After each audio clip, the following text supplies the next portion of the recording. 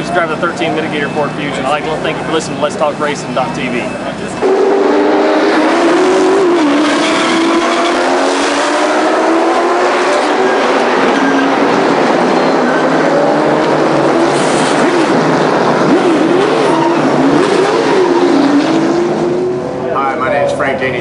Driver of the number 5 Kiker Motorsports Camry. Welcome to Let's Talk Racing TV.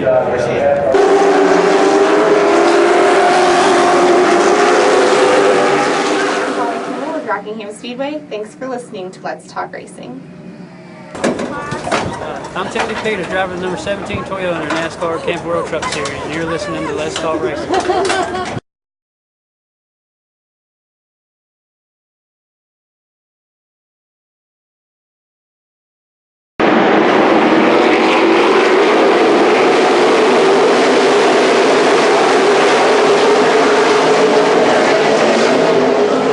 Hey guys, I'm Daytona 500 winner Trevor Bain, and thank you for watching Let's Talk Racing.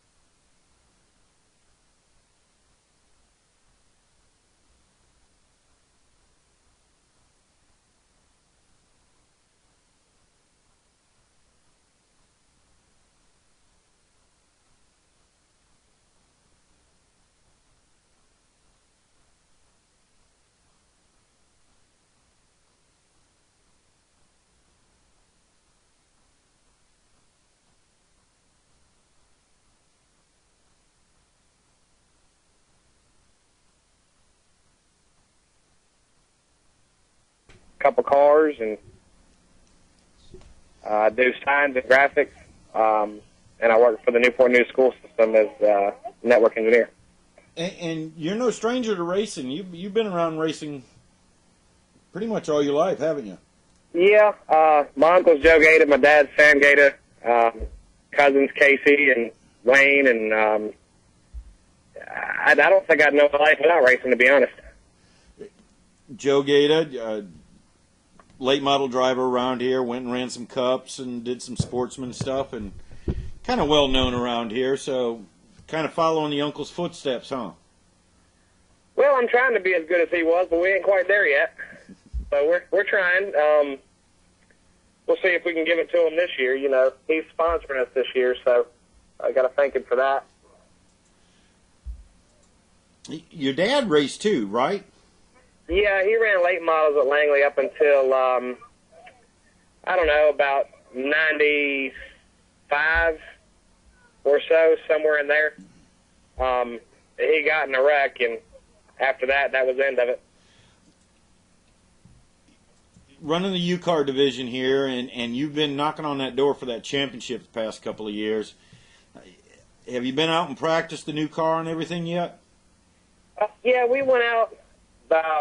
We rained out Saturday, and we went out Thursday, and then the Saturday before that, and we're fastest both days. So I think we got a shot at it this weekend. We're going to give them what we got and see if we come up short or not. How do you feel about your chances of winning this championship this year? Better than I did last year. We feel like we got a better piece this year than we had last year. It's set up a little bit different, so I had to learn how to drive it all over again. But I think if we don't win it, we'll definitely be in the hunt for it again. Yeah. Tell us a little bit about U-Cars. Kind of explain the theory on these U-Cars. Well, there's stock cars, and you got to run the stock motor to come with the car. Whatever your make and model is what the motor's got to be. You have to run stock suspension, but the springs are allowed to be cut, and you're allowed to run spring rubbers, 4 degrees of camber in the front, 1 in the back. Other than that, that's pretty much it. You knock the glass out of it and go race with it. And we run racing tires, where we didn't a couple of years ago. And have some fun with them, don't you? Oh, yeah, they're a blast. Really competitive division and cheap to run. in the scheme of racing. I mean, none of it's cheap, but it's about the cheapest you're going to get, other than Pro 6 car might be in the same range as far as price once you get the car built, to maintain it and stuff. But as far as running it, they're relatively cheap. You're going to let me test yours out one night, aren't you? Yeah, come on Thursday. Well, that's tomorrow, right? Come on out there. I might do that. You never know. I might show up. I'll try. I'll trust you. You can try it. You're a brave man. Well, every time I screw up, he kicks me, so I figure I owe him at least to let him try my car out. We've coached you a little bit here, haven't we? Yeah. Listen, we're not going to keep you too much longer. When's your first race? And we got to go through your sponsors here real quick.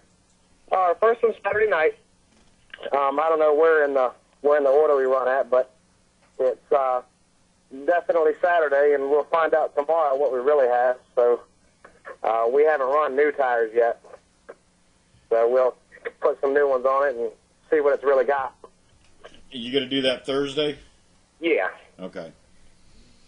So if you want to run it with new ones, that's when you got to come.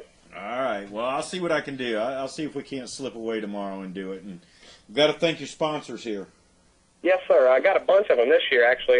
Bergie's Lawn Care, Sawyer Automotive, GaitaGraphics.com, Pete's Auto Parts, Hampton Collision Center, Robin Gaita. She's a realtor with William E. Wood, Pick Your Photos, Wyatt Holmes, Sherwin-Williams. I think that's all of them. You better be breaking out them note cards. Yeah. Well, it's funny because I'm actually looking at the car right now to make sure I get them all. You should update your pictures on Facebook. We've been putting a couple of pictures of the car up there. Yeah, the couple good ones too. We've got one that hasn't decided whether he's coming back yet or not, and that's what's confusing me. Ah, okay. That's all of them for right now. For at this present moment. Yes, sir. All right. Well, listen, good luck this weekend. Don't tear it up. And we'll be out there supporting you there Saturday night. Well, I appreciate it. Don't forget the car show at Farm Fresh this week. We're going to try to be there. It's not this week, next week. And we're going to try to be there with it if we don't tear it up tomorrow. Okay, tell us about this car show. It's at Farm Fresh. I don't remember which Farm Fresh it is. Casey Wyatt's putting it on for the Children's Hospital. And they're going to have a cornhole tournament and all that kind of stuff out there. And all the benefits go to the Children's Hospital, King's Daughters. Oh, cool. I thought I had heard something about that. Yeah, if we don't tear it up in the race, we're going to take it out there and help support them. We try to do what we can for the kids. And that's next Friday? Saturday. Next Saturday, okay. Yeah, I think it's the Kiln Creek Farm Fresh, but he would know for sure. I got to call him and ask him so I know where I'm going, actually. We'll get that info, and we'll kind of get it posted out there. All right, thanks. All right, Sammy, you be good. All right, you too. Thank you. Bye. Bye. Joe Gaita. If he's racing Saturday night, he's an absolute idiot to let you get near his car tomorrow afternoon. If it was the last race of the year, fine and dandy. I wouldn't let you get within 30 feet of my race car. New card. Young man's got a lot to learn. Yep. But he's actually a good kid, and he does a pretty good job out there. Let me tell you what. Robin Gaita would be his aunt, because Joe's his uncle. Joe's his uncle, yep. Robin Gaita looks as much like Mary Travers used to look as anybody in America. Mary Travers, Peter, Paul, and Mary. Oh, okay. Mary Travers, back in the 60s and 70s, and until she got old and fat and died, she and Robin Gaita were absolute twin sisters. Really? Oh, loved them both. Still do. But Robin Gaita looked just like Mary Travers. I don't know if she could sing, but she sure looked like her. Sure looked like her. And Joe's a pretty good guy. That's why Joe doesn't leave home. I wouldn't leave home either if I had Mary Travers in my house. I'd stay there too. Joe's a great guy. I did an interview with Marty O'Brien in the DP the other day that mentioned a bunch of drivers from Langley who never got much beyond Langley because they had real jobs to do and couldn't afford to move up the ladder. and Elton Sawyer being the only exception to that. Elton was a full-time professional racer, but people like Phil Warren and Joe Gaita and the Edwards brothers and so many others had Mike Buffkin, they all had full-time jobs they had to do, and they could not make the investment in going full-time racing. Otherwise, you might have a half a dozen Langley guys in Cup right now, because they're certainly good enough. You know what? That's a good question. Out of all them guys that you just went through, and Phil Warren and Mike Buffkin and Gaita and the Edwards brothers, who do you think would have made it? That would have been guaranteed that? Oh, there are no guarantees, I don't think. I mean, by their driving abilities, it was different back in the day. Bubba Adams was awfully good. Wayne Hanbury was awfully good. We're going way back now. Yeah. Back when Elton was a late model driver, but I don't know if Elton was any more talented than any of the others. The difference being for him, it was 24/7 racing. Right. That's all he did. I mean, Mike Buffkin had a repair shop. Joe Gaita was, I think, he built houses. Yep. The Edwards brothers in the glass business, people like that, they could not afford to take time from their real job to make the investment in racing that Elton did. But like I say, we could have a half a dozen Langley guys in Cup right now if things had been different. But they weren't. So that's why C.E. Falk's got such a great opportunity right now with the possibility of being in a Cup car this year.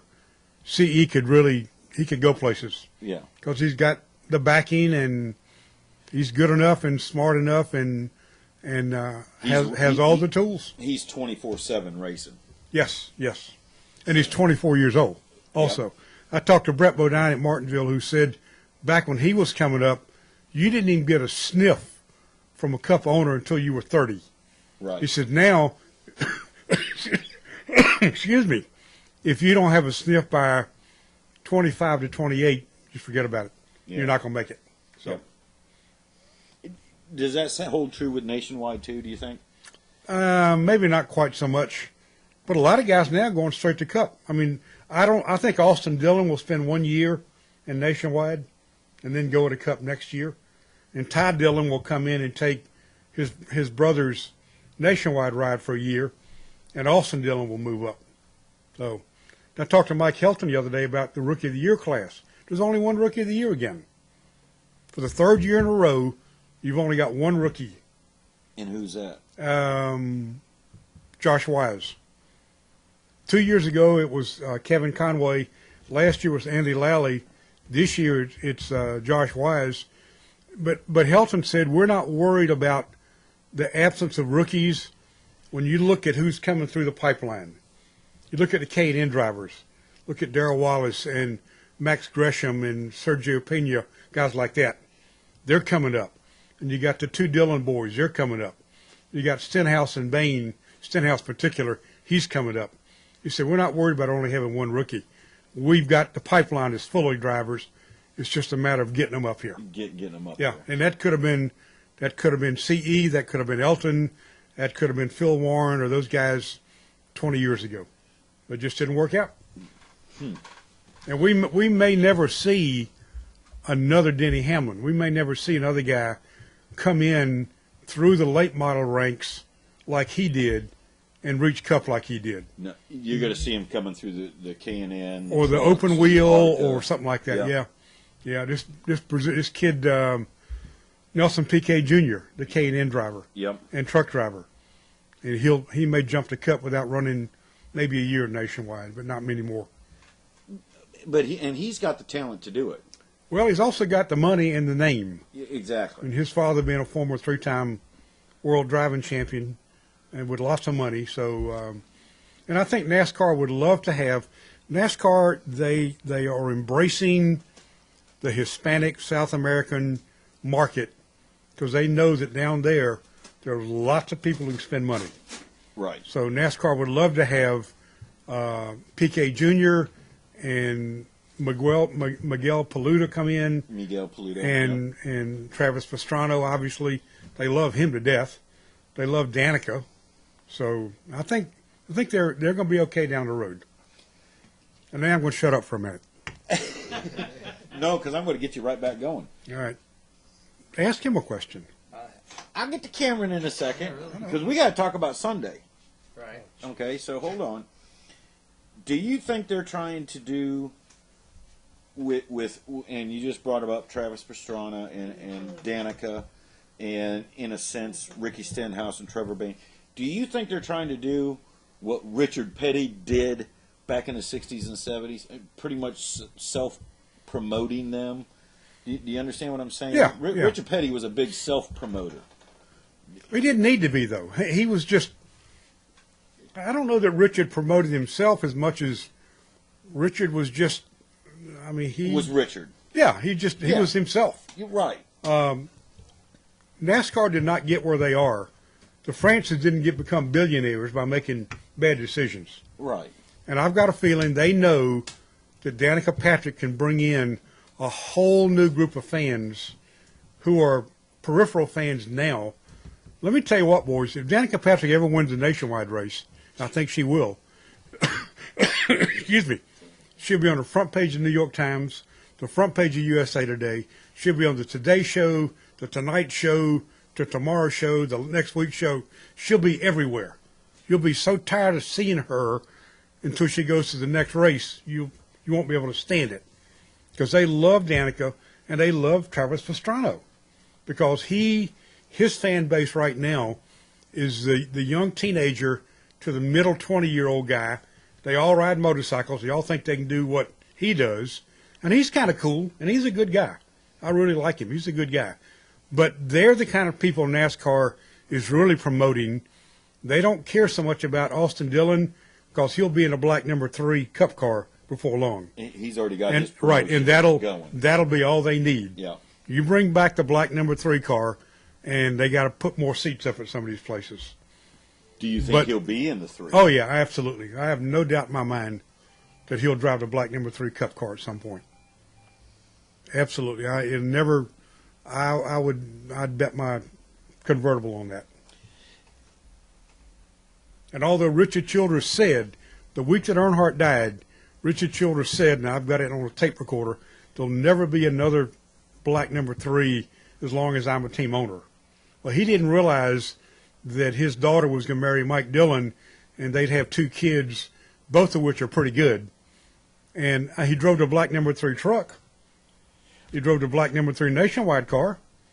What I mean, you know. But you know what Austin said, it's not necessarily because of Dale Earnhardt that he's driving the 3, but that was also his grandfather's number. Right, I understand. But wasn't black. It was white. It was white. Canvas Jack car, yeah. Yep. And But Austin can spin it any way he wants to. There will be a black number 3 at Daytona, maybe as early as next year. Yeah. Certainly by 14. Do you think we'll see a Cup car with the 3 on it this year? No. With him in it? No. I think he'll drive the 33 car a time or two late in the year with Joe Falk and Joe Falk. Richard working together. But I don't believe they'll bring out the number 3 black car for a one-shot deal at Dover or somewhere in the fall. They'll spend the whole winter Getting ready for They'll spend from Monday morning after Homestead till qualifying day at Daytona talking about the black number 3 being back. Well, write it down. That's going to happen. But now look at it now. Richard Childress just got rid of the 4th team, so to speak. He didn't get rid of it exactly. I've got a strong suspicion that Joe Falk is now the owner of record, or will be very soon. Exactly. Will be. Yeah. The owner of record. Richard Childress has still got motors, still got personnel, still got technical assistants. I think Joe Falk will get a lot of help from Richard in fielding that 33 car. Maybe not financial help, but he'll get technical help, and that'll allow him to keep the 33 car in points and come down to stretch. Maybe Charlotte in November or October, or maybe Martinsville in October, maybe Talladega, and certainly maybe Homestead. I think Austin Dillon would be driving the 33 car. To get him primed for the 3 car in Daytona Beach in February. Yep. Now I'm going to shut up. Now you gotta shut up. Look at everything they did when they put Earnhardt Jr. in the 3-car in the Busch race. In the nationwide race, yeah. Right. And they said that was the last time that car would be in a nationwide race. Under that Wrangler Under the Wrangler color deal. stuff, yeah. Okay. And But that's been not the way case. they let you proceed. Well, yeah. It was the last time it was going to be on the They're the track. masters of spin. Yeah, well, they do a pretty good job of it. Oh, they do a great job. What would you knew Dale Earnhardt Sr. I mean, to some degree, yeah. What would you think about, what would he think about what's going on with NASCAR right now? You know, you knew his personality. I think he would say that the lucky dog is a wuss's way of getting your lap back. I think he would say the top 35 is a wuss's way to get into a race if you don't deserve to be there. I think he would say, if you don't like what the guy did, get out and slug him. Don't run to the media and complain that he bumped me. You know, he would still take the old school, behind the garage, tire iron approach more so than these guys are now. Now, again, he's been dead, 11 years now, so things were different back then. He may look at today and say, oh, okay, we got TV interest, we got sponsorship, we got the whole world watching. We got to be a little bit more. We can't have another Allison and Yarborough deal. We can't have that. Right. But by God, if I can turn a man coming for the flag, like I turned Terry Labonte at Bristol that night, by God, I'm going to do it. And I don't care if they boo me or cheer me. That's the same thing that Clint Boyer did at Martinsville. Yeah. I think Earnhardt would be a little bit ashamed of how wussified it's become. That everybody's like everybody's good buddy. They'd ride around in trucks in the race together in the mornings, waving at each other, and he'd say, I don't want to ride with him. Hell, I'm going to wreck him. Why should I ride with him? That's so, true. there That's you go. True. Now I'm going to shut up. Ryan Newman said something, and I hate to say it, I was watching another show, The Hub, and he said something the other night, and it really was kind of ironic that he said it. He said, I don't come to the racetrack to make friends. I've got maybe one or two guys that we've grown to be friends, but I didn't come there to make friends. I came there to win races. And lo and behold, you know, I think he did it the right way. Well, he didn't do anything. Yeah. It's not his money either. So it's easy to say what you want to say when it's not your money. Yeah, in a way, but up in that level, I think those guys still want to win races. They might be making millions of dollars, and I think your Tony Stewarts and your Jimmy Johnsons and Jeff Gordons, they still want to win races. They still want to do. They're not worried about the money. I think some of your backmarker guys are like, yeah, I'm just collecting a paycheck. But even Jeff Burton still wants to win races. He's not there for a paycheck. Jeff Burton told us at Martinsville the other day that he has never gotten in a race car yet with money on his mind. He's gotten in a race car every time with trophy on his mind. He said if they didn't pay money to win, we'd still be racing. Exactly. Now, the fact that they do pay money makes it nice. But he said, when I started out and my brother started out at South Boston, we couldn't possibly win enough money to cover our pit passes. We were there for trophies. Yeah. And he said, that's still the way I am. He said, and I can tell you people right now, you'll never see me in a race car again if I go down in a corner and suddenly think, you know, if I pass him, I'll make more money than if I don't.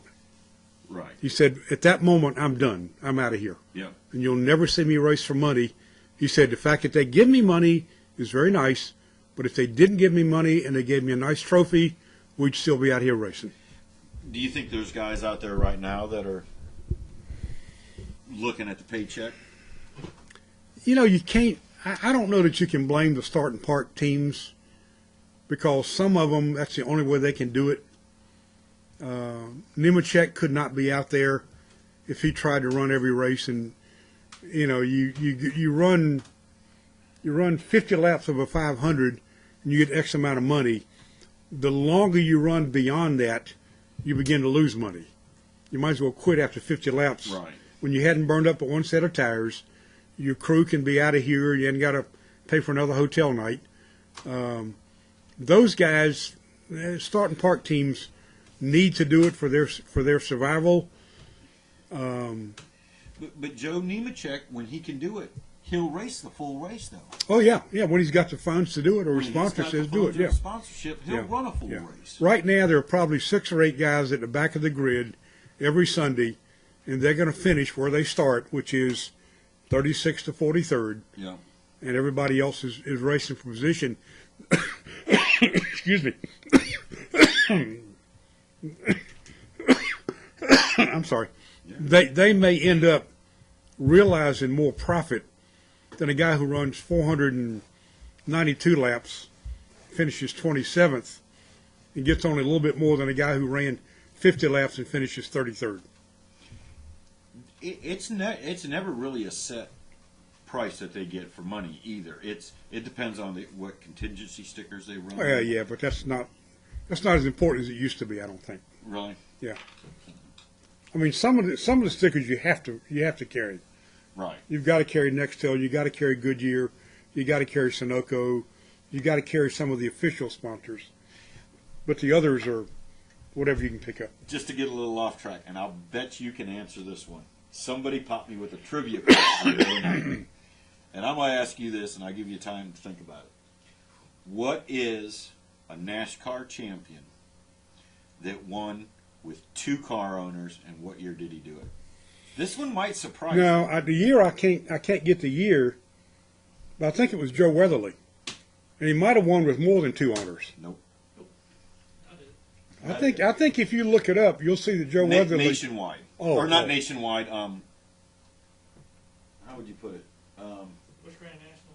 No, it wasn't even Bush, because Morgan Shepherd did it. It was Cup, and it was before Winston Cup. I think Joe Weatherly won with more than 2 owners.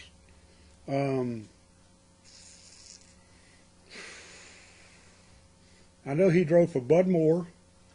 He drove for the Wood Brothers, and maybe somebody else back then. But I don't know. If that's not the answer, then I have no idea. David Pearson. He drove for the Wood Brother or No, Holman and Moody, and Cotton 1967, Owens. and Cotton Owens in the same year. He only ran 1 for Cotton Owens. I think it was Cotton. Yeah, it would have been Cotton Owens in a Dodge, though. Cotton in a Dodge and Bud Moore and Fords. That doesn't. I don't know. Hold on. Okay. They were David Pearson. That's what I just said. Okay. 1968. I was in Vietnam in '68. I don't know what was going on then. Roy Trantham. That's what it was. Come on, where are you? Check Joe Weatherly. I'm telling you. By George, we can do that. That might be right too. That's what you got Google for. Well, I'm working on it. Damn it. Bing. Computers are slow these days. I've been noticing more and more the internet is slowing down, but a couple of reasons. They're running out of numbers for everything. You were you went to Vietnam? I was there when Richard won his 27 races, and I was there when David Pearson won his championship. 2-time NASCAR champion.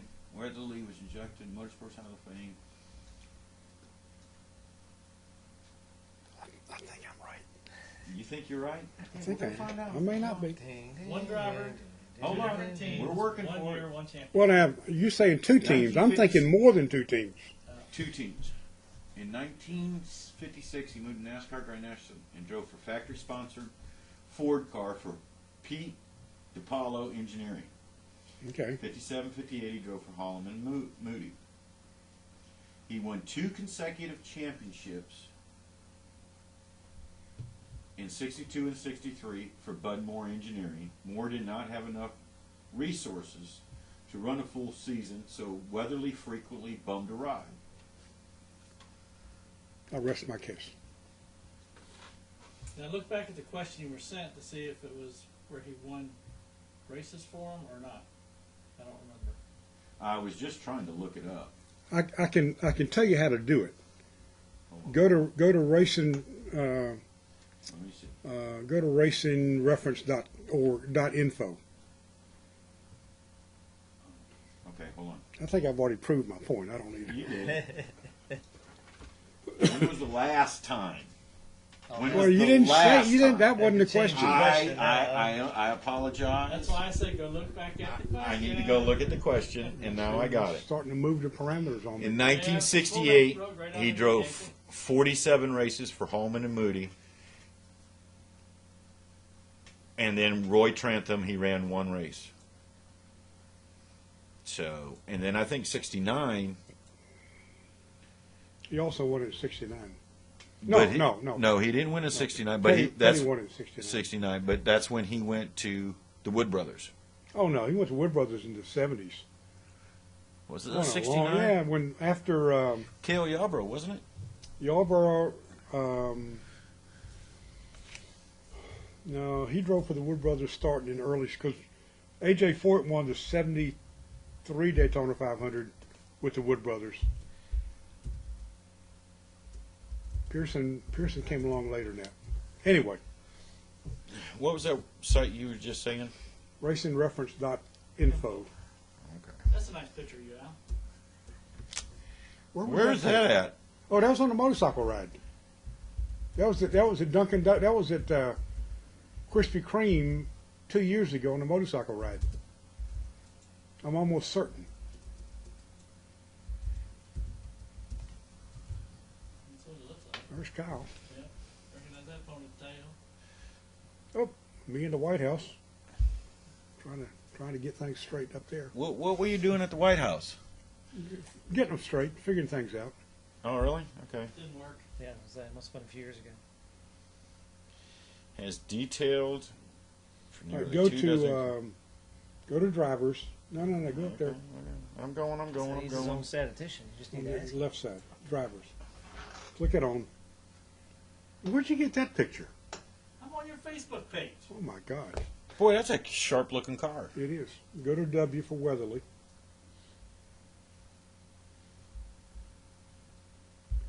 We're wasting a lot of time to confirm what I've already said is true. That's all right. Brian texted me. He was running late to get to his 8 o'clock show. Oh. So he's skipping on us tonight. Check Oh, it out. so all we're going to do is sit here and We're gonna have BS. fun. Yeah, we're going to have fun here because Now they're getting to see you. it was, that was the up on the last. Blue Ridge Parkway. When did you get this? Did you find I Weatherly? got it. Norfolk, Virginia native. Yeah. All right, now go down and find the column where it says. No. Go up some. Go up to the top. All right, go where it says rank. Find number 1. That's the lady that has to put up with all the BS. Right there. Come across here. 1962. All right, double click, and it will tell The camera you. from back behind. So. Back All right, look scroll what he's down. looking at, 23 too. races on dirt. Oops. No. You got to go to his. No. Just go back a page. Now you need to give a shout out to that lady. All right.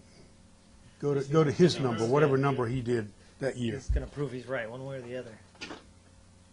Check back in All at right. 9 o'clock when we have the information. Now start. Bud Moore. Okay, there's a different owner right There's there. Fred Harb. Okay, Bud Okay. Moore, Fred Harb. That's 2. That's all. Gilman Pontiac. Keep going. But that says Bud Moore right next to it. Keep going down though. Bud Moore may have prepared the car. So there's 3 owners right there. There's 3 owners. But anyway, that's either. And I bet the year after that, he had even more owners. Look at Al in a beard. Oh my gosh. Where was that at? That was the very first NASCAR media tour at Charlotte.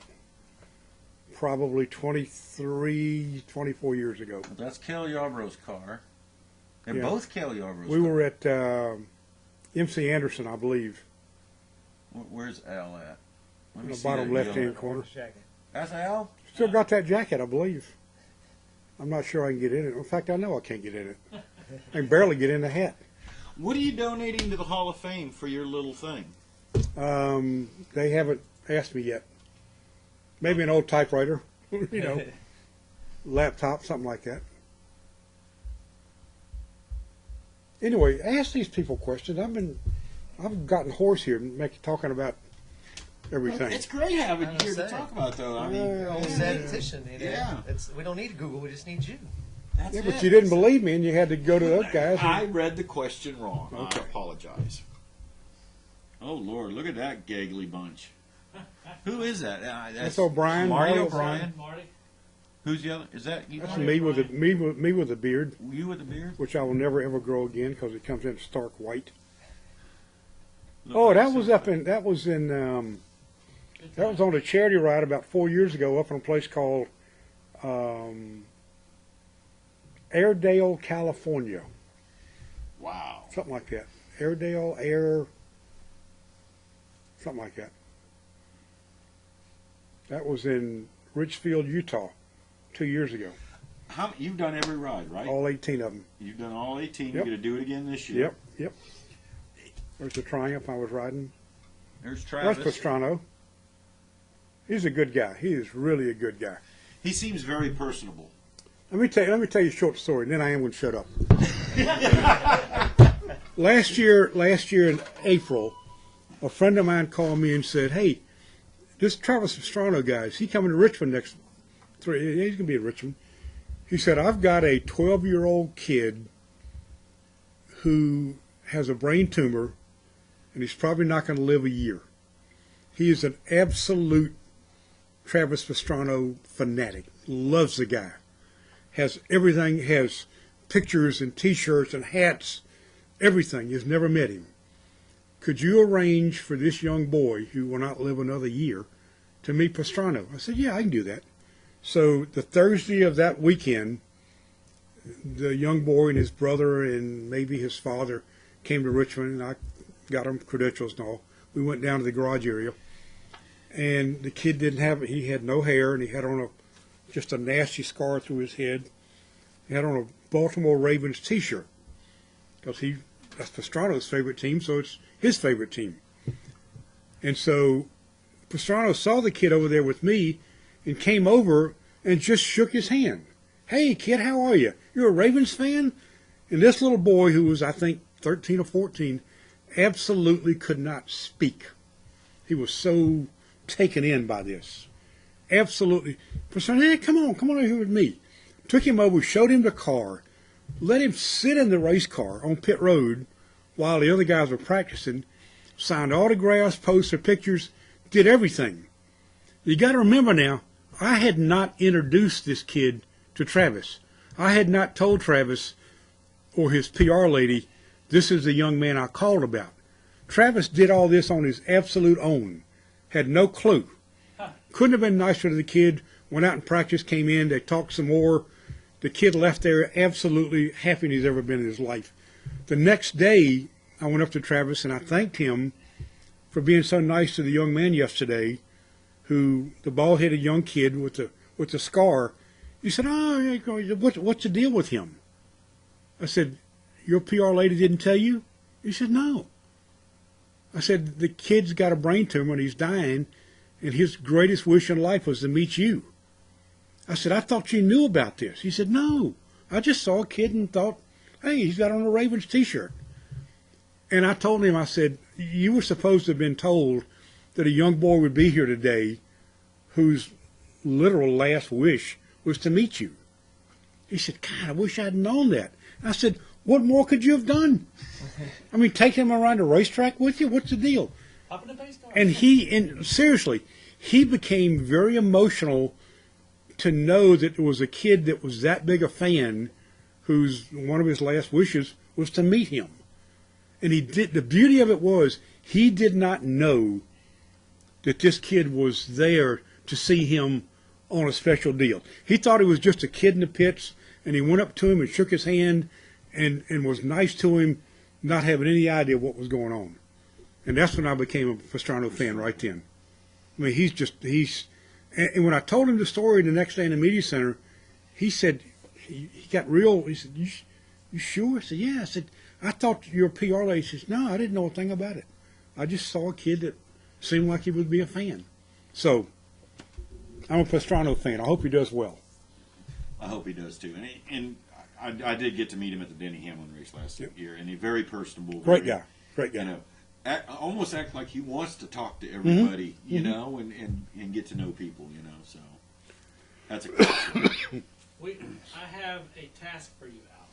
And also, before I forget, Tony Stewart and Tony Stewart and Bill Elliott were both there, and they were both nice to the young man too. But I had told them ahead of time there'll be a young kid at Richmond next weekend, and they said okay, and they were nice to him. But Pastrano had no idea that the kid was there on a special deal. Just took it upon himself to be a gracious host, and he couldn't have been nicer. All right, I'm going to shut up now. No, we got 20 minutes left. We're doing good I've here. got a quest for you. I've been trying to get up with Tony's PR person to try to get Tony on to do a call-in. So that's going to be my quest for you. A call-in, just a call-in. Just a call-in on the show. Think he can do that? I'll see. I'll talk to him in Texas. I'm going to ask you a favor. I would really like, and this is easy. This is very simple. Dale Inman. I would love to get his autograph. That's easy. Is that easy? Oh, that's easy. He's a great guy, yeah. Okay. But if you ever meet him and you shake his hand, be careful. I've heard he's got He'll do your thumb deal. Oh, will he? He'll say, "Have you ever met me before?" You'll say, "No, I don't think so." Oh, okay, and then he'll let you go. And he likes grabbing the back of the neck? Yes. Oh, yes. Lord. He's a good guy. He's a good guy. Yeah. He deserved to be the first crew chief in the Hall of Fame. And Leonard Wood deserves to be the second. So, rightfully it's funny, Leonard thought Dale should be first, and Dale thought Leonard should be first. Really? Yeah. If you'd talked to him independently last year, they'd have both said, Inman should be in way ahead of me. And Inman would have said, no, Leonard Wood, man, he made this sport what it is. Okay, you guys have at it. You know. So they put him in the same year. What the heck? You gonna be at Richmond? Yeah. I'm not. Why not? I've got my Hall of Fame that night. Oh, so you're not even going to come up for the Denny Hamlin race or any of that? I'll be there Thursday. You'll be there for Thursday? Be there Thursday. Okay. But no Friday or Saturday? Nope. You going to try to go to the Rock for the inaugural truck race? No. No. I'll be in Texas that weekend. Oh, well. Yeah, this is your only weekend off for a couple of weeks, ain't it? It's funny. The Cup does not get another week. Cup gets 2 weekends off a year. Yeah, so it won't get one. They got this weekend, and then they got the second to last weekend in July. They run the last 17 races straight through, from Indy to Homestead, without a break. That's just, gosh, they're greedy. I don't know what the deal is. That's why they get paid all the bucks. Well, I think what happened was when they moved Daytona a week later, it was, as we've talked about, to get away from a possible conflict with the Super Bowl. Right. That didn't happen anyway. Well, when they started the season later, that kind of took away the opportunity for an off weekend. It used to be you run Daytona, Phoenix, and Vegas, I think, and then have an off week, and then do Bristol, Martinsville, and whatever. Well, when they moved the season later into February, the 500, that took away the open weekend. So. Well, now didn't they also have Mother's Day they used to take off? They never raced on Mother's Day Sunday. Yeah. They'll race on Saturday night, like they do at Darlington. In Mother's Day, they'll be in Darlington. Saturday night. They always race Father's Day. Yeah, they don't care about fathers. Yeah. Dad's happy, son's racing. Exactly. Well, that's our day to sit and watch, right? Yeah, and they'll go to Darlington where Danica may not make the field, and that'll just break their heart. I've often wondered if you buy a ticket in advance and your driver doesn't make the show, you don't get your money. I guarantee you don't get money back. You know what? I'm going to ask you this too, because you've been around long enough. Bristol, are they going to change it? Well, Bruton says they are. Okay. And he's probably right. But what they're going to do? Do they need to? Well, it's interesting you'd say that. Brett Bodine and I had a long talk about that at Martinsville Sunday. Brett Bodine said, everybody's waiting. Well, I think maybe I said it and he agreed. Everybody's waiting for another Earnhardt-Terry Labonte deal at Bristol. Everybody's waiting for another Kyle Busch Jr. deal. Right. Everybody's waiting for another so-and-so deal. And the way Bristol is now, you may not get them because you've got more room to race. And Brett's opinion was people that go to Bristol don't want to see 2 wide or 3 wide racing for even 10 laps 3 wide wouldn't suit them as much as somebody turning somebody would suit them. Right. So he says the fans don't want racing, they want wrecking. And if Bruton changes the track back, they'll wreck more, but that doesn't mean it's going to be a better show. Right. It won't be a better race. And he said you may have winners that couldn't win without wrecking, whereas now, when you can pass 3 wide and pass 2 wide, you got real racing again. Right. So if Bruton thinks they need to change it, Bruton didn't become a billionaire by making bad decisions. He's so gonna change it. You can change it, yeah. There's a rumor he wants to build a Nuremberg Yeah, ring that's in Vegas. Is that kind of well. a showboat? No, I don't think he wants to build it. Some people want to build it and have him run it. I don't think Bruton will spend his money to build a he'll spend 13-mile track through the desert. Have you been watching any Indy? No, So you haven't been following any of that this year so far? I just know that Danica's not there, and so why should anybody watch? I know that Frankini's wife was at the Final Four pulling for Kentucky, and that's kind of the reason I was pulling for Kentucky to get to the final game, Ashley because Judd. that's one more game we get to see her. Yeah. You know, if Kentucky had gotten beat on Saturday night, she wouldn't have been there Monday night, and that would have been a shame. You're So, an Ashley Judd fan, huh? tell me who's not. Yeah. You should cover more Indy races than you could meet her. I met her a time or two, and that's about all my old heart could stand. I'm waiting for Sandra Bullock to become a NASCAR owner. There you go. She'll get some coverage, baby. Let me tell you what. I talked to that lady. Anyway, She seems like a nice Harmon, lady. She's great. Now, Angie Harmon likes Jimmy Johnson. They're good friends, too. Yeah. Is Angie still married to Jason Sehorn, I wonder? The football player? I don't know. Anyway, I haven't heard about any divorce. we're digressing away from racing. Yeah, Yeah, Ask these we people can some do questions. Somebody asked me on Twitter earlier today. He says, well, what if I don't want to talk about racing? I said, we've been known to be led astray. Okay? Yeah. Big That's time. true. Have you followed any other kind of racing? Rubens Barrichello going to Going to IndyCar. Formula One is kind of interesting, although Ferrari won the other day in Malaysia, maybe. Malaysia. Fernando Alonso won, and some guy I've never heard of finished second. Yeah. Really never heard of. Speaking of never hearing of people, I looked at the entry list for the trucks at Martinsville, and I sort of like to think that I've at least heard of almost everybody who's driven in One way, NASCAR. shape, or form. I see names of people I've no clue who they are. I have absolutely no reason to know them. Really? Absolutely. If you called up the Martinsville rundown right now from trucks, I can give you probably 4 or 5 names of people that I've never heard of. Yeah, that doesn't mean they're not deserving, doesn't mean they're not great somewhere else, but I've never heard of them, and I'm wondering, how do they let these guys run? I guess you're right, they bring money. They bring money. That's right. Brett Bodine told me, and I may have mentioned this earlier, there are so many drivers in NASCAR now at Cup who are there because of money, and there are so many others who are not there because they don't have money. And if you could take money out of the equation, the lineup may be a whole lot different. John West Townley would not be driving trucks without his father's money. Buckshot Jones would have never gotten a Nationwide without his father's money. His father's money. I don't know that Paul Menard would be racing without John Menard's money. Who? Logano Joey. Joey Logano. David Reagan's another camp, but Logano at least came up through the go-kart and the legend cars and the bandoleros. At least he came up sort of through a chain. Some of the others just buy their way in.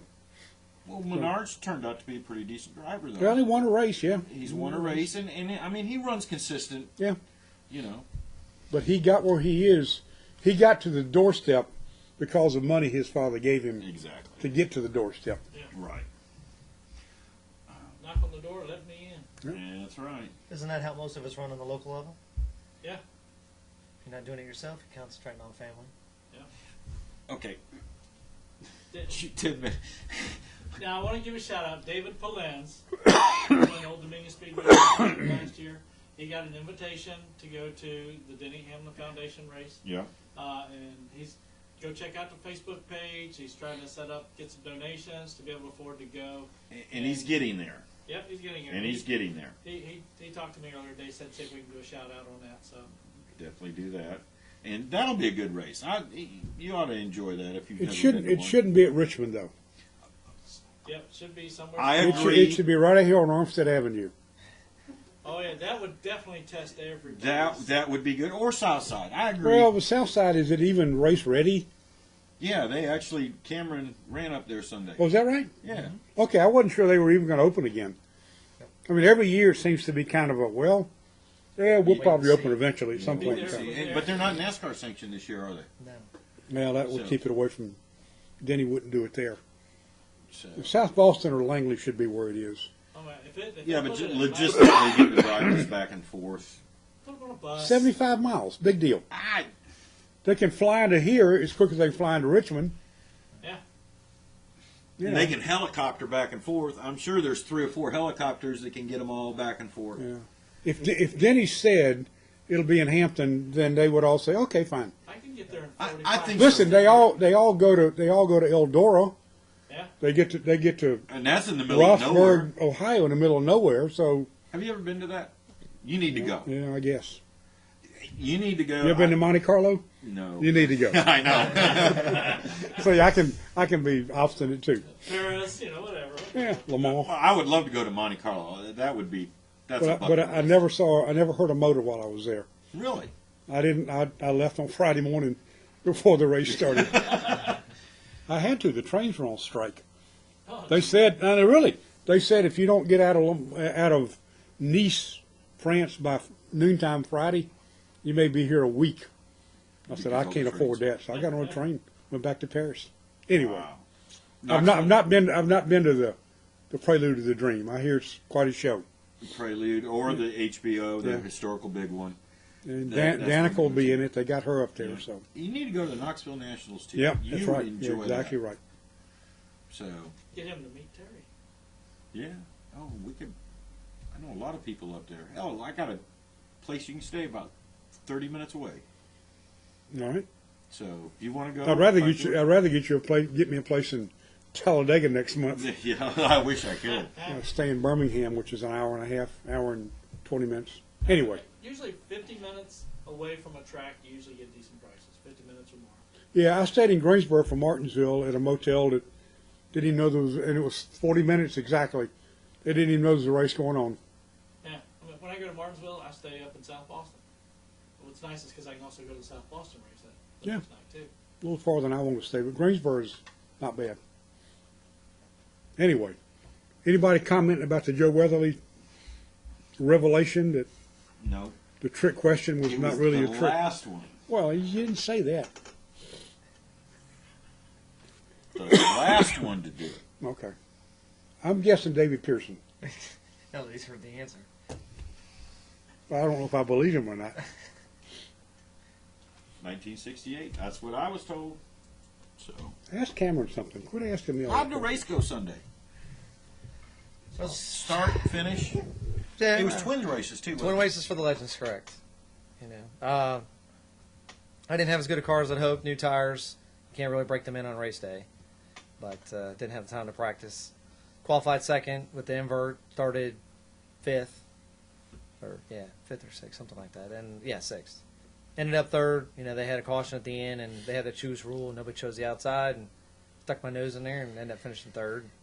Then they inverted again for the second race, and it changed the run up a little bit, and bumpers started getting pushed around, and so I ended up getting pushed out of the way by a few, and ended up seventh. But the young blood coming up in there, they don't seem to remember that there's a break.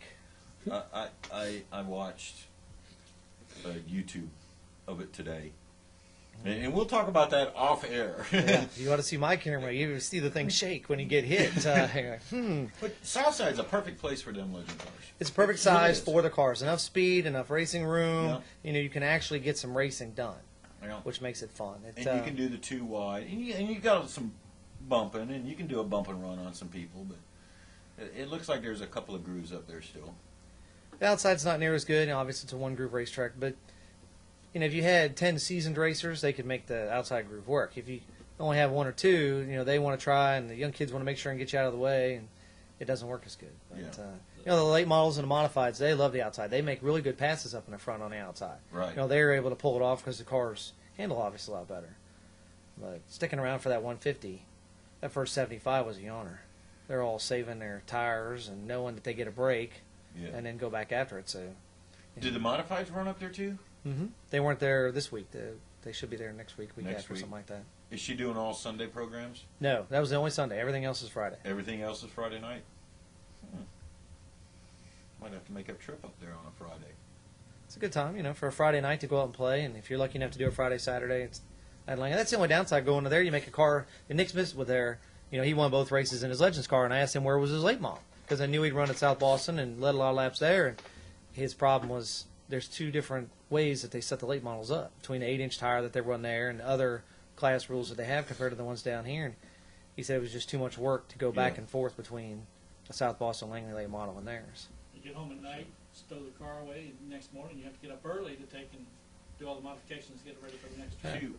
Back in the day, you just left it on the trailer, washed it up, and took it to the next track, put new tires on it, didn't you?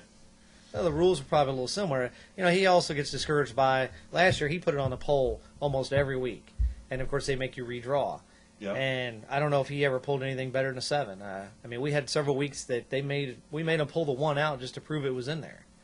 But, they want to do the invert. They don't want to have people getting out front and just driving away with it. Langley used to do all that stuff with the spin of the wheel and all that stuff years ago, too, which makes things interesting for the crowd, but for the racers it can add expense. And they're still doing it. Yes, in certain classes. Certain. They're not doing late model, modified, or legends, but I know a lot of the U cars and super streets and stuff like that they're the doing. Pro 6s and the trucks, I think they're still doing it, yeah. But I didn't know they weren't doing it for the legends. Nope, that was one of the things we asked to stay out of it. They didn't do the cone rule or the choose rule, any of that stuff for legends either. I love the cone rule. That helped put racing back in short track racing. I really like that. And then now they're doing it in the late models too, if I'm not mistaken. And they're doing it in the modifieds. Right. It adds another dilemma. During the caution, you're sitting there, okay, where am I sitting? So you can start talking about where you want to go. And who wants to be on the inside, who wants to be on the outside. It's a strategy game. Yes. You got to figure out who's on the inside. Yeah. If they are slow on the start, then you've got a spot to jump in. Right. Well, It's you like, could be sitting 7th and have 5 of the guys jump to the inside. And you're like, well, I might as well go to the outside. I got a shot. If you pick up one spot going through it to get up, it was worth a shot. You got it, yeah. But then if your car's not handling good and you don't want to be on the outside, another thing, you've got people going by you. Okay, You could I'll lose a chime spot. in on this one. I'm trying to figure out what the cone rule is. That like You don't know what the a cone waffle? rule Is that a waffle cone or a sugar cone, or Orange cone. is there ice cream already in it, or is it separate from the cone? I think it started at Bowman It's that Gray. little bitty cone, about that big. No, it's one of them big yellow cones. Oh, how can you eat that much ice cream? Okay. That's way too much. I know It's- what it is. You know what it is? What do you think I've about seen it? them do it. Sprint cars do it a lot. They'll have a guy No, over no, there. No, no, no, different. that's a different cone. The sprint cars, Where they pull the thing right, out. they set that cone out. Yeah. And the reason they do it is that's the starting line. You cannot pass. Right. You got and also you got to go around it. And you got to go around it. Exactly. And the reason they use that cone is because you've only got about this much visibility in a sprint car. If you ever watch a sprint car race, they'll take off from that cone. Because they can't see the flag. Because they can't see the flag Okay. man, and what they'll do is they'll literally bring the caution out on the backstretch where they can see the lights. Oh, okay. If the flag man doesn't drop it. Another little bit of tidbit. When they take the checkered flag, they run an extra lap. So everybody slows down at the same time. If the winner came across and started slowing down and Oh, yeah, everybody yeah, else was yeah. coming through. Mark Martin should use that. Exactly. Yeah. So what is the cone rule? You haven't explained. They put the cone in the middle of it. They line everybody up single file, and they put the On a cone restart, in the middle of on a the restart, track. okay. On a restart. One to go. Yeah, one to go. You have the option to go to the outside. So if you're sitting, If here, you're the leader. no, Anybody. anybody. Oh. So if you're like third or fourth, and first and second decide they're going to stay on the inside, you can jump to the outside and go to the second position. And that's Okay. through the whole field. Once you commit, you got to stay. Correct. Yes. You Yep, can't gotta come back. I've seen 8 people, 1st through 8th, stay in the inside, and that boy in the Ninth place position, hops out, starts on the outside. started off second. That's pretty cool. So, but if you were involved in a caution, you're not eligible for it. If you're a lap down, you're not eligible for it. You got Okay. to stay to the inside. Now, see, at Southside, they went ahead and said they didn't care. Anybody want to go to the outside, whether you were the reason for the caution or not, because it was too much work for them to try to decide who shouldn't be there and who should. So they went ahead and said, I don't care. If you want to jump to the outside and you're the reason, go ahead. I tried it one time, and they threw the caution on the backstretch, and I knew what they were. It's like, well, oh Had to well. try. Yeah, Southside's a little different as far as, they're trying to get things going. Langley's Yeah. got a little more, better communication between what's going on. Yeah, exactly. So as soon as they pass the cone, they're locked in. They're locked. You're locked in. If somebody goes out and pulls the cone, After Well- somebody goes out and gets the cone. Yeah, at Southside, when you're 2 to go, they'll flash the old lights down the back straightaway to let you know you're coming to the cone. okay, And then as soon as you get to the start-finish line, that cone's there. And then you make your commitment. So everybody goes by, he pulls the cone off. Okay. And then you line up and come around and start. Walks back to the infield. Yeah. So Langley, it's pretty much, you hear it over the radio that I want to go, and then you Yeah. have to make your decision. Well, you guys got transponders, But or Langley- not receivers. At Langley, we hear that.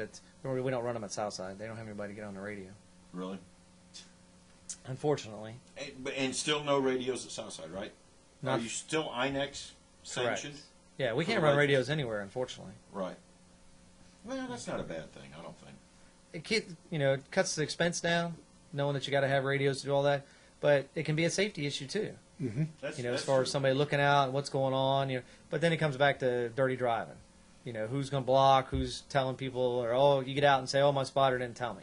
But you have as much of that in the big cars as you do the little cars. So, Oh, yeah. Yeah, that's true. but I think INEX's original idea is cost. Because it's supposed to be a beginner series that you can get into with your kid. $10,000, $15,000, you can have a decent car that you can run anywhere in the nation. Now all of a sudden you got to have a radio. Well, now you can go from California to Carolina, and you're carrying your radios, and you got frequency issues and everything else that go along with the it. whole nine You got yards, lock yeah. codes. You got lock codes on the radios. Well, they're just not. They don't want that part built in. The well-funded teams can have 5 different spotters, and now you got to have somebody else in the pits. Because if you could show up as a one-car team, and if you say you got to have a spotter, yeah. then what do? Now you're trying to find somebody to do it. It's a spot for you. Sprint cars tried it for a half a season and they got rid of them. But I think they are starting to use the receivers. I know the midget series, ARDC and USAC, are starting to use the receivers. And I think sprint cars are. I'm pretty sure they are now. But That's great for lining things up. You can get up there and have people tell you, hey, we're going 1 to go, or not green yet, or you're lining up and coming to the green, all of a sudden have it go in your head and say, no, caution, caution, caution, so nobody goes to start. yeah. Versus people seeing the lights. I think it's a great idea for a minimal cost. Well, I think we're about time to get on out of here. Al's complaining that he doesn't have a voice left. at least I've got a voice. Roger doesn't even have shoes. He never does. Ever you ever notice that? I wondered what it was when I came in here every time. now I figured it out. Oh, I better be careful. He's figuring out my bill over there. Ooh. April 28th Whatever the Saturday night is of Richmond weekend. of Richmond. Yep.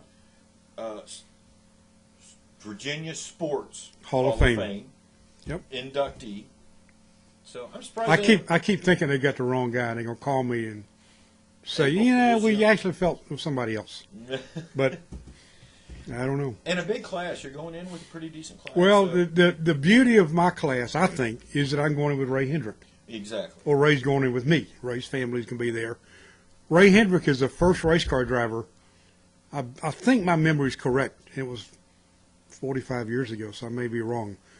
Ray Hendrick, I think, was the first guy I ever wrote about, ever. Ever. Because the Times Herald newspaper and Newport News hired me in July of '69. And I went to work. My first day at work was on a Monday. And Langley had raced that Saturday night, but nobody was out there. So my first assignment was to call Henry Click, the late Henry Click, to find out who won the race. And I've got a feeling that the first story I ever wrote was just a short blurb about Ray Hendrick of Richmond, one Saturday nights, whatever it was. So, and I wrote about Ray for years and got to know him, got to know Janet, got to know Roy Lee, got the whole crowd. And when they called and told me I was inducted, they went through the whole list of others, and the last one they mentioned was, oh, and especially meaningful for you is a guy you knew pretty well, Ray Hendrick. And automatically I was just, that's great. I'm glad he's in. That made it. Yeah. So there are only, excuse me, if I live to get there, I'll be there. There were the only racing people in the Hall of Fame were Wendell Scott, Joe Weatherly, who, by the way, won a championship with several owners. Did you know that? 1962. Yeah, I knew that. 68. The last one to do it. Oh, well, it wasn't Weatherly. Okay. Anyway, so Wendell Scott's in, Curtis Turner's in, Joe Weatherly's in, Paul Sawyer's in, the Wood brothers, Glenn and Leonard are in, and now Ray will be in. And now Ray will be. Yep. And you. Well, but I'm just a journalist generally, not just a racing guy. Did you ever get to drive a car? Yeah, I did a couple of driving schools, just for for fun, and I raced up at Saluda. I wrecked a poor guy's car at Saluda one Sunday afternoon in a so-called media race in which a couple of ringers came out of the pits. I didn't, I thought, well, that guy behind me is as bad as I am. Right on by me. So no, I've never. I'm wise enough to know my limitation, and even in a driving school by yourself, I realized that I could not do that. I don't. I guess I get claustrophobic. I guess I'm looking around thinking there's got to be, I need some help here, So I don't believe I could do it for real. No. No. A man's got to know his limitation. Yep. And trust me, that's mine. And that's yours. Are we ready to get out of here? I'm through telling stories. Go visit RevXMotorVentures.com. VIP sweepstakes, and I haven't had a chance to read up on this, so check out, enter for VIP sweepstakes. They can get in there, they can register with it, but it's a donation thing that goes to the race team for get the car ready to go out. Going to be racing in the sprint cars, nationwide race, and American Le Mans race. American Le Mans. RevXMotorVentures.com. Did you have some more Facebook pictures there? Yeah, there's a bunch of them up there. Well, That was one I took of you when we were doing that Victory Junction at the camp, yeah. Pop up that page again for a second. Boy, that's Where's the one? Where's the one with me in the Army car? Up there, right there, with the big star. There's my picture, just above the star on the right side. Yeah. That's you? That's me in 1968. Is that on the... That was on Ryan Newman's car at Phoenix last year. Oh, really? Yeah. Did you... They had a deal where they put pictures of hundreds and hundreds of Vietnam veterans, and Newman's PR guy, a good friend of mine, Dave Ferroni, said, hey, send us a picture. We'll put you on the car. And I thought I'd be buried back with the rest of the nobodies, but I got pretty good position there. That's the hood of the 39 car. Wow.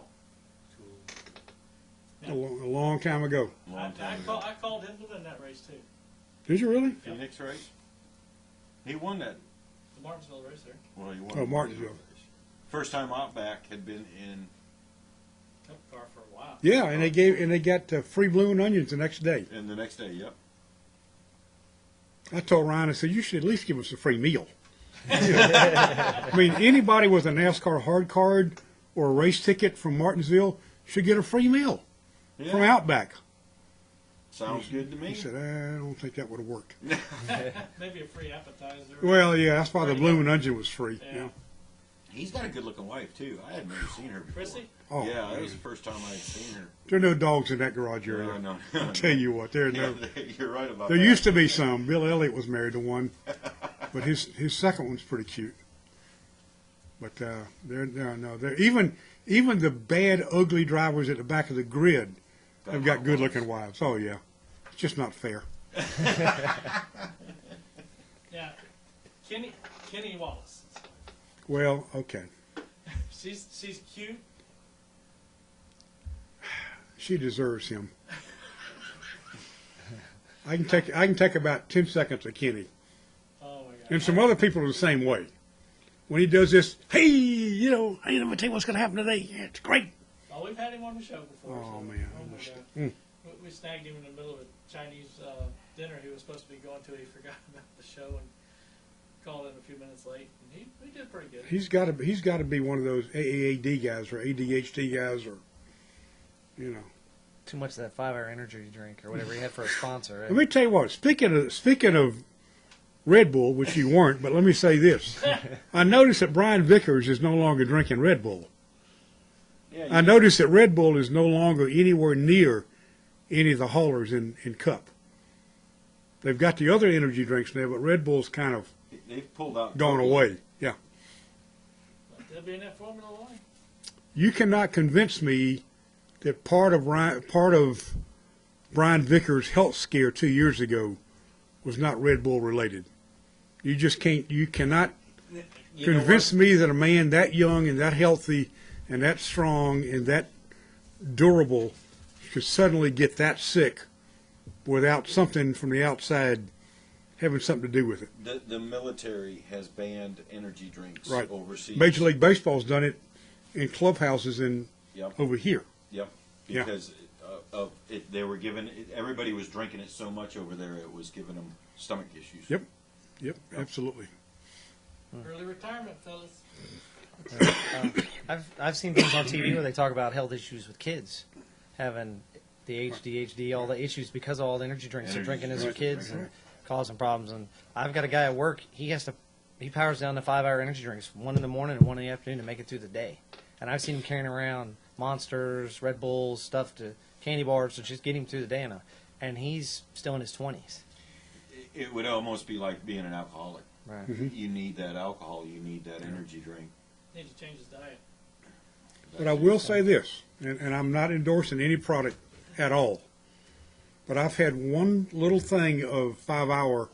About 3 years ago on a motorcycle ride, we were going from Philadelphia, Mississippi, if you can believe that, to Chattanooga on a hot day, and I was really tired and I was really dragging, and we stopped at a gas station in Tuscaloosa, and an Alabama highway patrolman, I asked him about it, and he said, we have found that a one little bottle, if you're really dragging and you're becoming a safety issue on the highway, one little bottle will help you out. It'll get you to where you're going. Yeah. But he said, don't make a habit of it. Yeah. Is this when you were telling me this? No, that was at the Dunkin' Donut place over here on Mercury Boulevard when the charity ride stopped there 2 years ago. Well, you were telling that story. This just had to be a good. Somebody yelled at me for eating too many donuts, and I said something like, You ain't seen. "You're nothing probably yet. right." And I probably said, "You're probably right." But what the heck? It's all to have fun. Let's get out of here. You only live right. You only live once. That's right. If you live right, once is enough. You gonna go to dinner with us tonight? No, I got to go home to my wife. Why didn't you drive that new Camaro? I drove it this afternoon, then it rained on me. I had to put the top up. Then it quit raining. I put the top back down. I didn't know what it was going to do tonight, so I left it down. I'll drive it next time. Okay. We'll all go out and sit in it. Sounds good to me. It's a good car. Do we get to burnouts in it or something? No, you You don't. have a parking lot to do that with. You do not. By the way, did you know Joe Weatherly won a championship with 2 different owners? Well, 3 owners. I knew that answer. I already had the trivia question. Now, The last driver. The year after that, I think he had more owners than that. The last driver to do it. Yeah, he was the last Virginia driver to win the championship. Who did Fred Lorenz drive for? Holman Moody. Who else? He didn't drive for the Wood Brothers, Nope, he never drove for the winner. although he tried to qualify their car once and wrecked it at Darlington and didn't make the field and never drove for him, never got back. He got in their car one time. Lorenzen drove for Cotton Owens and the number 6 brake block Dodge. I remember that at Talladega. I've got a picture of him with a Prince Valiant haircut. Coleman Moody was his big deal. What Who was else? his nickname? Lorenzen, the Elmhurst Flash, or the Elmhurst something or other. The Golden Boy. You know, well, that goes for everybody. Let's see. And I'm who, trying to and who think has of had some the other best question we've ever heard to ask Richard Petty? That would be me. ones. That would be you. We're not going to go through that again. We do it every time I come out here Have you heard it? and Yeah. get. Yes! I gotta go. I gotta go. I gotta go. Stick around and do We're 15 minutes overtime We already. have no actual end time. It's whatever we get done. Well, do I get overtime pay? Well, we'll treat you out. That's the later. same rate I got regular time pay. Give me a regular time pay. 1.5 times 0 is still 0. I'm not going to tell him that story. You got somebody else who got to do it. We'll tell him later after the deal. Here's a good one for you. In all the years you've been, and I don't think I've ever asked you this, who is the driver that you enjoyed meeting the most? Oh, Richard, with that question. There's no. Richard Petty's the only athlete I've ever known who was the same today as he was 45 years ago. Really? He has not. I don't think he's changed. He's busier than he ever was. He may not be able to talk as long as he used to, but if you ever get Richard at a moment where he's got plenty of time, he's as good as he's ever been. Really? I'll never forget the day on the charity ride. We were riding. I can't tell you where. I can't tell you what year it was, but he was with us, and we stopped in a little town somewhere, and all they had, they fed us hot dogs. You know, a little paper plate, hot dogs with beans and coleslaw and all that stuff. And we all sat around under trees and ate hot dogs. And some of the people on the ride were a little bit snooty. They thought they should be in an air-conditioned hotel somewhere, whatever. Richard came up and sat under the tree, pulled his hat back, put his sunglasses on, and ate hot dogs like the rest of us. Never expected anything different. Never expected to be treated like anybody but who he was.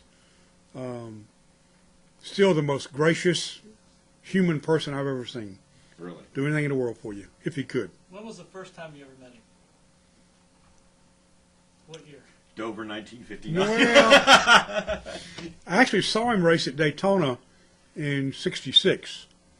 I didn't meet him then. I just saw him in the. That's actually one thing I have on you. He won the 500. I didn't meet him until maybe a week or so after that Dover question, when she was still saying, "Boy, you don't know much, do you?" And he still says it to this day. He will if you ask him. He'll tell you. I met him in 1963. My Okay. father used to race with him. Oh, you told me that. Yeah, you told me And that. they called up, and I said, "Yeah, right, Dad. You know Richard Petty. Hauled my ass down there now, hugging on each other like long lost brothers."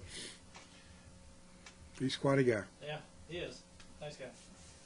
He still loves his Civil War stuff too. I still Yep. got some stuff I'm supposed to send to him too. Are the drivers this year, are they a little bit more, it seems like they're a little bit more personable this year with the press. I haven't seen any big blow-ups yet this year, but it is a young year. It's early. Yes, it's early. I think they have been told. To begin with, to back up a minute, the press corps is shrinking by the week. Is it really? There are far fewer people there covering than have ever. Excuse me, and I may be the next one going. There are far fewer people covering than there ever have been. In fact, the Greensboro, Norfolk, and Roanoke papers were all owned by the same chain. They don't have anybody covering. Really? Daily Press doesn't have anybody. I mean, Marty O'Brien is supposed to be the racing guy, but he's got other obligations. He may go to Richmond, he may not. Didn't go to Daytona, didn't go to Martinsville. I don't know. The Raleigh paper doesn't have anybody in North Carolina. Richmond doesn't have anybody. Now they'll have somebody at Richmond, of course, but they don't have a beat writer like we used to. So I think NASCAR's told these guys, hey, what few members of the media we got left, we got to be nice to them, or at least civil. We don't have to be nice to them. We have to be civil toward them. So I think, yeah, they've been, yeah, they try to be good. They're better. What do you think about Tony Stewart doing so good? With a new crew chief, I mean, he's really got a new attitude. You Well, know. Tony's attitude goes with how he's running. Yeah. If he stinks it up at Texas and has a bad race at Kansas the next weekend, you'll think he's the same old scoundrel he ever was. But yeah, right now he's good because he's on top. He's running well. He's won 7 of the last 15 races, maybe 16. something like that. Whatever the number and then, is. Of course, with Ryan winning the whole team, he's got 8 out of 16. Yeah. So yeah, he's doing okay. But I don't know that changing crew chiefs nowadays. They've all got the same notebook. They all bring the same papers with them. I'm sure that Kevin Grubb took all of his notes with him to Denny, and Denny won the 2nd race out. Yeah. And Tony won the 3rd and the 4th race out. And then Newman won. I'm sure Newman's crew chief, Tony Gibson, gets a little bit of help from Steve Addington. Addington. Yeah, so Well, you got Greg Zipadelli back into the picture. yeah, right. Zippy's back over there. Yeah. You know. You got some great heads all there together. Yeah.